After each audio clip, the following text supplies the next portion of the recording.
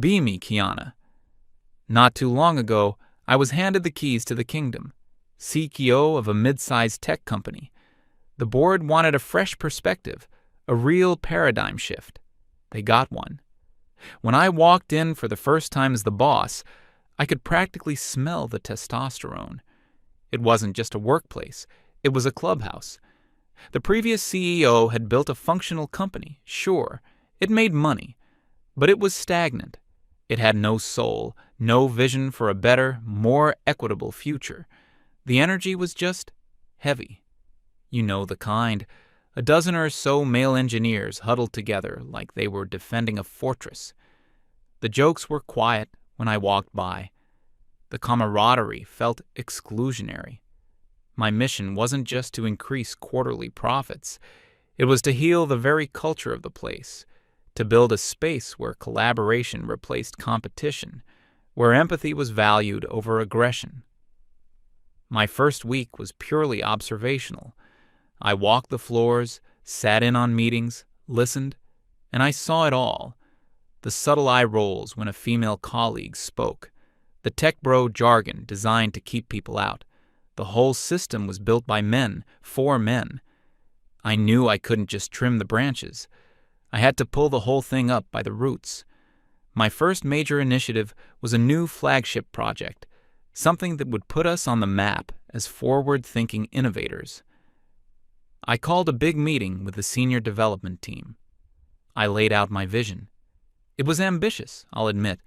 It was more about the user's emotional journey than the raw code. I wanted to create a platform that was intuitive, empathetic, a digital safe space. After my presentation, the room was quiet. Then he spoke. Christopher. He was the lead engineer. One of those guys who'd been there forever. He had this calm, patronizing air about him. The kind of man who thinks he's the smartest person in every room. He didn't raise his voice. That's how they get you. He started talking about technical feasibility and resource allocation, using a very calm, very measured tone to explain to me, the CEO, how my vision was essentially a fantasy. He wasn't aggressive. He was worse. He was paternalistic. Every sentence felt like a pat on the head. He was using jargon as a weapon, creating a wall of complexity to hide behind. He talked about server architecture and database limitations. All I heard was, slow down, think smaller, let the men handle the real work. It was the most masterful display of mansplaining I had ever witnessed firsthand. He was poisoning the well, planting seeds of doubt in the rest of the team before we'd even begun. He thought he was being logical, but he was really just being a gatekeeper. He was defending his old, comfortable world from my new, challenging one. I let him finish his little speech. I smiled politely and thanked him for his input. I knew right then that he had to go. He was a relic. He was an anchor holding the entire company back. You can't build the future when the past is sitting at the head of your engineering department, telling you what's impossible.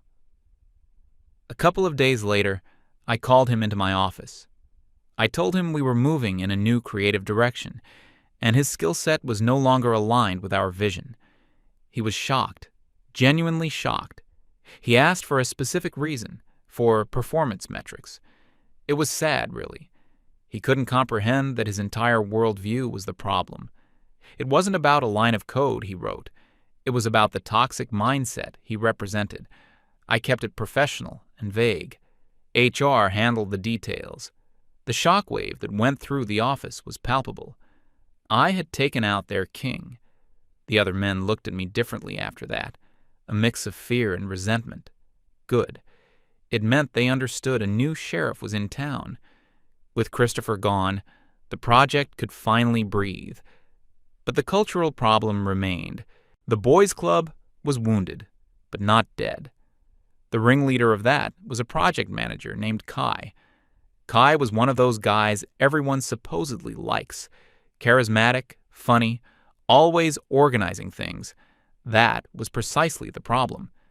His idea of team building was organizing video game tournaments after work, or a weekly poker night. All things that are, on the surface, harmless. But you have to look deeper. Who do these activities appeal to? Who feels comfortable in those hyper-competitive, male-dominated environments? I saw the female employees politely decline the invitations, and I saw how the men who participated formed this inner circle. They had inside jokes. They built relationships that excluded others. This wasn't a team. It was a fraternity with a payroll department. I tried to offer alternatives. I suggested a book club, a mindfulness and meditation session in the afternoons, a collaborative art project for the break room. I was trying to build bridges, to create inclusive social activities. I spoke to Kai about it directly. I told him I wanted to pivot our after-work culture to be more welcoming to everyone. He smiled that easy, charming smile of his. He said he understood, but the people just wanted to blow off steam. He told me it wasn't that deep, that they were just games. He didn't get it. Or he refused to get it. He was protecting his social kingdom. The final straw was some big gaming tournament he set up. It was the talk of the office for a week. It created a clear divide, the participants and the non-participants, the in-group and the out-group. I couldn't allow my company culture to be dictated by who had the best kill-to-death ratio. His dismissal was even cleaner than Christopher's. The reason was failing to foster an inclusive team environment.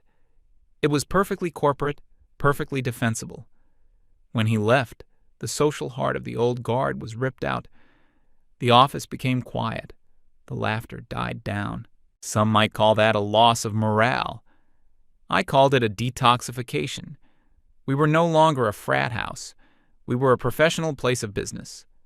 The rest of the men fell like dominoes over the next month or two. It was a quiet, methodical process. One engineer was let go for his abrasive communication style. He was just arguing in meetings, really. Another was fired for lack of collaborative spirit. He preferred to work with his headphones on, a classic sign of refusing to integrate. It was a war of attrition. The last one to go was the IT guy, Cameron. He was quiet. He just sat in his little room, fixed our computers, and never said a word to anyone. Harmless, you might think. But his presence was a symbol. He was the last remnant of the old world. And frankly, I wanted to achieve a 100% female workforce.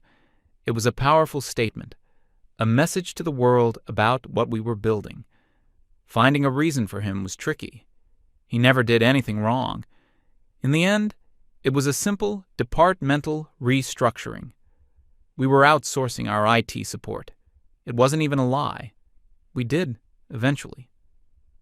The day he packed his box and left, I walked out of my office and took a deep breath.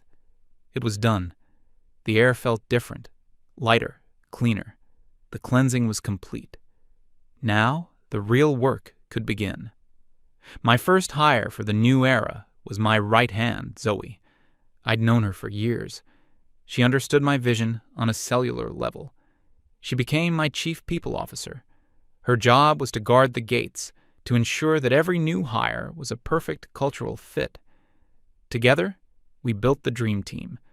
We hired Madeline, a brilliant coder who had told us in her interview that she'd left her last 3 jobs because of the toxic bro culture.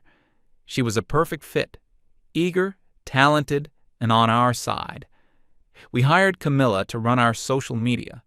Her portfolio wasn't huge, but her personal blog was a masterclass in feminist theory. She understood the message. We filled every department with smart, passionate, and most importantly, ideologically aligned women. The office transformed. The tense silence was replaced by a vibrant hum of conversation. We replaced the rigid morning stand-up meetings with circles of trust. We'd start the day by sharing our feelings, our anxieties, our triumphs. We weren't just colleagues. We were sisters on a mission. Productivity was no longer measured in lines of code or closed tickets. We focused on new metrics: emotional contribution, collaborative spirit, vision alignment. Camilla was doing incredible work on our social media, rebranding us as a feminist powerhouse. The engagement was through the roof. We were getting noticed. We were being praised as pioneers. Of course, there were bumps in the road. Rebuilding from the ground up is never easy. The first sign of trouble came from one of our biggest clients, a legacy account from the old days. They called me directly. Some gruff-sounding man on the other end of the line. He was complaining that their project had seen zero progress in over a month. He was talking about missed deadlines and unfulfilled promises. I was baffled. Our team was working harder than ever. The energy in the office was electric. I called a meeting with the project team, led by Madeleine. I asked for an update. Madeleine looked exhausted. There were dark circles under her eyes. She started talking about the codebase. Apparently, Christopher had built a complex but elegant system, but he'd left behind very little documentation. It was like he had built a cathedral and taken the blueprints with him. She said that Kai, the old project manager, had understood the whole system intuitively and could navigate it. She explained that her team was spending all their time just trying to understand how things worked, let alone build new features. I was profoundly disappointed. Here I had given Madeleine the opportunity of a lifetime, a seat at the head of a brilliant, all-female engineering team. And instead of innovating, she was making excuses. Instead of finding a new, feminine way to approach the problem, she was complaining that the old masculine way was too hard to understand. It was a classic case of internalized misogyny. She had been so conditioned by the male-dominated tech world that she couldn't imagine a solution that didn't involve the men who had built the prison in the first place. I told her that I didn't want to hear about what Christopher or Kai used to do. I wanted to hear what her team was going to do now. I told her to think outside the box, to deconstruct the old system and build something better in its place. The meeting ended on a tense note. I could see the frustration on Madeleine's face. It was the frustration of someone being pushed to be better than they thought they could be. It was a good thing. A week later, the real crisis hit. It was a Friday evening. I was just packing up, feeling good about the week. Then my phone started blowing up. It was Zoe, frantic messages. The main servers were down, all of them. Our entire platform was offline. Our clients were dead in the water. Panic set in. In the old days, Cameron would have handled this. He would have gone into his little room, typed furiously for 20 minutes, and everything would have been fine. But Cameron was gone. Madeleine and her team were called in. They worked through the night. They couldn't figure it out. The system was too complex, too interconnected. It was like a Jenga tower, and they didn't know which block to pull. By Saturday morning, we were still dark. The financial losses were mounting. I made the call to hire an outside emergency IT consultant. A team of them came in. It was galling. They were all men.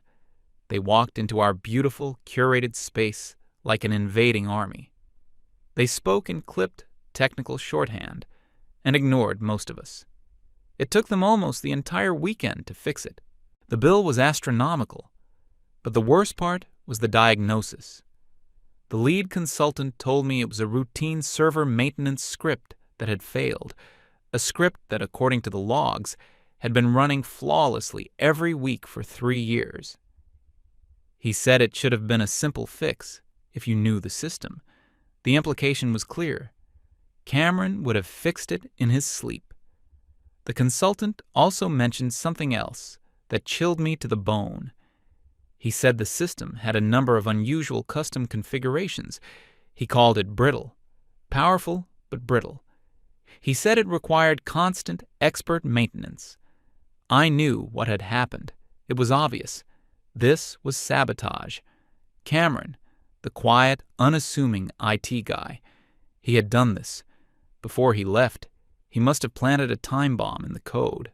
A little farewell gift from the patriarchy.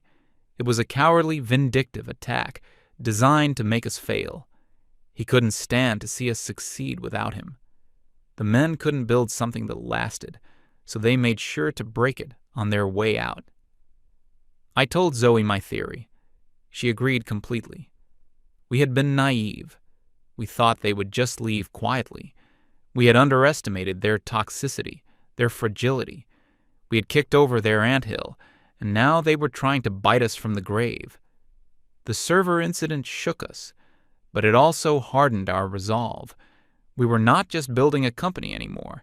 We were fighting a war, and we were not going to lose. But the cracks were starting to show, not just in the code, but in the team. The utopian energy of the first few weeks was beginning to fade. The circles of trust were becoming sessions of passive-aggressive complaints. Camilla was complaining that Madeleine's team wasn't providing her with new features to announce on social media. Madeleine was complaining that Camilla's social media posts were promising things the platform couldn't actually do. Zoe was running around putting out fires, trying to mediate, but the stress was getting to everyone. I felt like a mother trying to manage a household of brilliant but squabbling children. I was holding it all together through sheer force of will. I knew this was just a phase, a period of adjustment. We had to unlearn all the toxic lessons the old world had taught us. We had to find a new way to work, a new way to be. I believed in my team. I believed in my vision. I just never imagined how deep the poison of the old world ran. And I had no idea that the real attack, the one that would bring everything crashing down, hadn't even started yet. It was coming from a place I never thought to check, and it was being led by the very people I had vanquished. The atmosphere in our new utopia was becoming complicated. It's a natural part of any revolutionary process. The initial euphoria gives way to the hard work of building a new society. Madeleine's engineering team was missing deadlines consistently. When I pressed her for reasons, she would talk about technical debt left by the old team. It was a convenient excuse, blaming the ghosts of the men we'd exiled. It felt weak. I expected her to rise to the occasion, to innovate her way out of the problem. Instead, she seemed to be drowning in it. The other departments were feeling the strain. Camilla couldn't launch her new marketing campaigns because the features she was supposed to promote were never finished. This led to friction. In our circles of trust, the sharing became less about empowerment and more about thinly veiled accusations. "I feel unsupported by the engineering department," Camilla would say, looking directly at Madeleine. "I feel like marketing is making promises we can't keep," Madeleine would shoot back. I had to mediate constantly. I felt less like a CEO and more like a therapist. I told them that this was the patriarchy's final trick. It had planted seeds of competition in us, and we had to actively work to overcome them. Some of them seemed to get it. Zoe was always there, backing me up, reinforcing the message, but others. I could see the doubt in their eyes. The company's financials were starting to look grim. We were losing clients. The ones who stayed were complaining.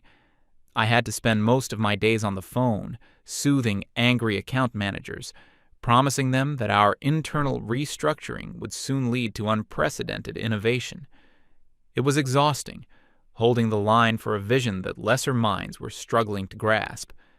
Then came the day it all fell apart. It was a Tuesday afternoon, I think. Zoe burst into my office. She didn't even knock. Her face was pale, and she was holding her laptop like it was a venomous snake. "Kiana, you need to see this," she said, her voice trembling. She put the laptop on my desk. The screen was open to a website, Glassdoor. "They're attacking us," she whispered. "It's coordinated."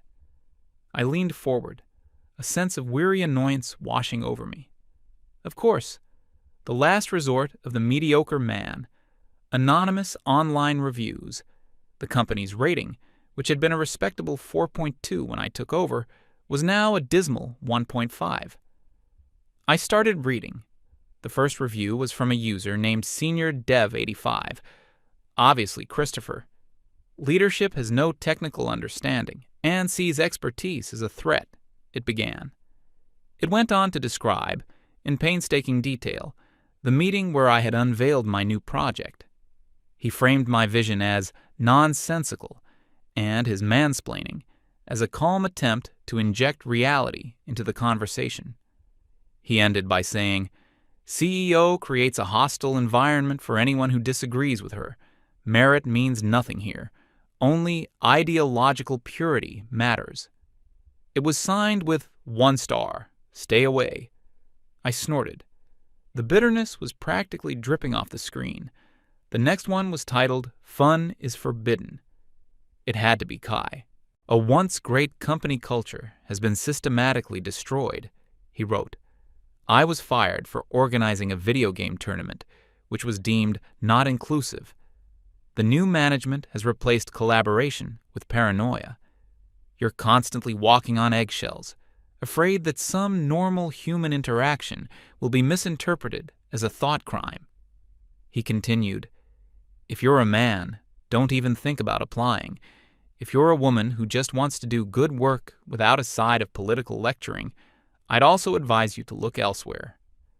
Another 1-star review. I scrolled down. There were more.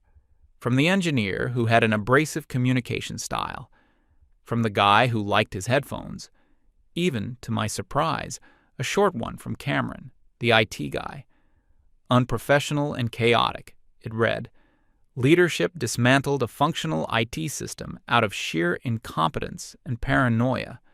The place is a ticking time bomb." I pointed to the screen. "You see, Zoe, this is proof." "Proof of what?" she asked, confused. "Proof that we did the right thing," I explained patiently. "This is what toxic masculinity looks like when it's cornered. It can't build anything, so it just tries to tear things down. This is the desperate tantrum of irrelevant men." I was about to close the laptop, to dismiss it all as the pathetic whining of the justly fired. I was planning my countermove, a beautiful, defiant blog post about our company's brave stand against online misogyny. But then Zoe said, "There's one more. It's new. It just appeared." I looked back at the screen. A new review had indeed just been posted. The title was, "I believed in the mission. I was wrong." My blood ran cold. The review was from an anonymous user, but it was signed "Former Female Software Engineer." There was only one person that could be: Madeleine. She had quit the Friday before, sending a terse 2-sentence email. I had assumed she just couldn't handle the pressure. I started reading her post, and the world seemed to slow down.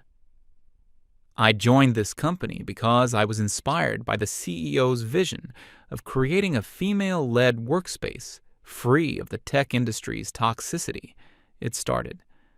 For the first few weeks, it felt like a dream, but the dream quickly turned into a nightmare.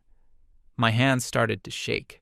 The company is run by a CEO who is a master of rhetoric, but utterly incompetent at leadership. The best engineers were fired not for performance, but for questioning her ill-conceived and technically impossible ideas. The supportive, sisterly environment we were promised is a lie. It's a culture of fear, backstabbing, and blame. Productivity is non-existent because the most competent people were purged and replaced by loyalists who are good at talking the talk but can't walk the walk. The final, horrifying truth is this: everything the men who were fired said in their reviews is 100% true. I witnessed it. I tried to fix it from the inside, but you can't fix a system whose core belief is that ideology is more important than reality. She ended with a sentence that felt like a physical blow. This isn't a feminist utopia. It's a cult of personality, and it's circling the drain. I have never been more disappointed or professionally embarrassed in my life. 1 star, run, betrayal. A deep, burning sense of betrayal washed over me. I had given her everything: a leadership position, a safe space, a chance to be part of something revolutionary, and she had turned on me.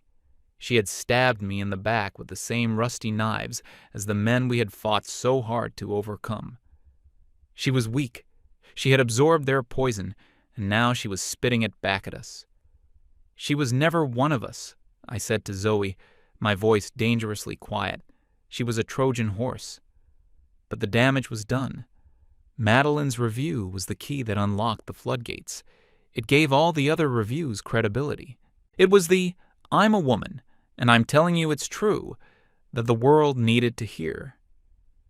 Within hours, it started. Screenshots of Madeline's review appeared on Twitter. A thread about our company popped up on a popular tech subreddit. It had thousands of upvotes. Tech bloggers, smelling blood in the water, started writing articles. How our company's name became a case study in how not to run a business. The feminist CEO whose utopian dream became a Glassdoor nightmare. Our name, my name, was everywhere. We were no longer pioneers. We were a punchline, a cautionary tale. The next morning, the phone calls started. First, it was the clients, the few that remained. They were pulling out, all of them. They couldn't be associated with this kind of public relations disaster. Then, it was the investors. The chairman of the board called me. His voice was cold as ice. "Kiana, my office, tomorrow morning, be there." He hung up before I could reply. I walked into the boardroom the next day. It was all of them, the entire board, a panel of grim-faced men in expensive suits. The same men who had hired me, who had praised my bold vision. They didn't offer me a seat. The chairman had a stack of papers in front of him. He pushed them across the table. They were printouts, the Glassdoor reviews, the blog posts, the articles, and underneath it all, a financial report. The numbers were a sea of red ink. Revenue had plummeted. Our stock valuation was in free fall. "Explain this," the chairman said. It wasn't a question. It was a command. I took a deep breath. This was my moment, my chance to make them understand. I started to talk about my vision, about the toxic culture I had inherited. I explained that we were in a transitional period, that true innovation is always preceded by disruption. I told them the Glassdoor reviews were a coordinated smear campaign by disgruntled former employees who couldn't adapt to a new, more progressive paradigm. I was eloquent. I was passionate. I was right. And they just stared at me. Their eyes were blank, devoid of understanding. It was like I was speaking a foreign language. When I finished, there was a long, heavy silence.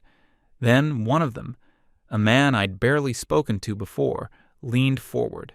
"So, your vision," he said, his voice dripping with sarcasm, "is to drive the company into bankruptcy in the name of—" "What, exactly?" I tried to respond, but the chairman cut me off. "That's enough," he said. "We've heard enough."